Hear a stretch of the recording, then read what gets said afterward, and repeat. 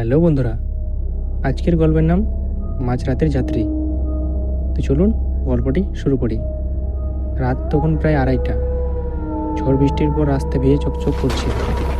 শহরে এক প্রান্ত থেকে অন্য প্রান্তে যাওয়ার জন্য রফিক নামে এক অটো রিক্সা চালক তার গাড়ি নিয়ে ফিরছিল। শুধু রাস্তার বাতিগুলো অল্প করে ছড়াচ্ছে। হঠাৎ এক মোড়ে এসে সে দেখলো একজন মেয়ে দাঁড়িয়ে আছে, সাদা সালোয়ার কামিজ পরে, হাতে ছাতা, কিন্তু গায়ে পানি এক ফোঁটাও নেই। রফিক থামিয়ে জিজ্ঞাসা করলো, আপনি কোথায় যাবেন? মেয়েটি শান্ত গলায় বলল, আমাকে একটু ওই দিকে নামিয়ে দেবেন, নদীর ঘাটের কাছে। রফিক রাজি হয়ে তাকে অটোর মধ্যে বসালো, কিন্তু বসার পর থেকে অদ্ভুত একটা শীতলতা ছড়িয়ে পড়ল গাড়ির ভেতরে। গরমে ভিজে থাকা রফিক কাঁপতে লাগলো। সে পেছনে তাকিয়ে দেখতে পেল মেয়েটি একদম স্থির হয়ে বসে আছে, চোখ দুটো অস্বাভাবিক রকম বড় আর ভয়ানক ফ্যাকাশে। রফিক ভয় পেল, কিছু বলল না। হঠাৎ করে গাড়ির মিটার কাজ করা বন্ধ করে দিল, যেন শর্ট সার্কিট হয়েছে। গাড়ি চলছিল, কিন্তু কোনো শব্দ নেই। টায়ারের শব্দ, ইঞ্জিনের শব্দ, সব কিছু যেন গিলে ফেলেছে অদৃশ্য কেউ।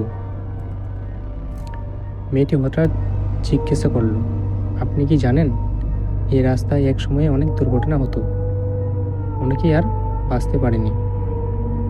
রফিক গলা শুকিয়ে উত্তর দিল, জি শুনেছি। মেয়েটি হালকা হাসলো, হাসিটা এত শীতল যে রফিকের বুক কেঁপে উঠল। তারপর বলল, আমিও সেই দুর্ঘটনায় একজন।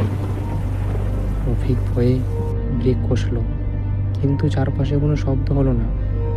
সে চোখ বড় বড় করে তাকাতে দেখল গাড়ির সিট খালি, মেয়েটি নেই। ঘটনার চাপে রফিক হুঁশ হারিয়ে ফেলল। কিছুক্ষণ পরে রাস্তার পাশের এক দোকানদার গিয়ে দেখল রফিক অটো নিয়ে দাঁড়িয়ে আছে, কিন্তু একবারে অজ্ঞান হয়ে গেছে। লোকজন পানি ছিটিয়ে জাগানোর পর সে কাপা গলায় যা ঘটছে সব বলল। সবাই অবাক হয়ে গেল। গ্রামের বয়স্করা বলল, বহু বছর আগে সত্যিই এক মেয়ের মৃত্যু হয়েছিল এই রাস্তার সড়ক দুর্ঘটনায়। তখন থেকে মাঝরাতে অনেকে তাকে যাত্রী ভেবে তুলে নিয়ে যায়, কিন্তু পরে বুঝতে পারে সে তো জীবিত নয়।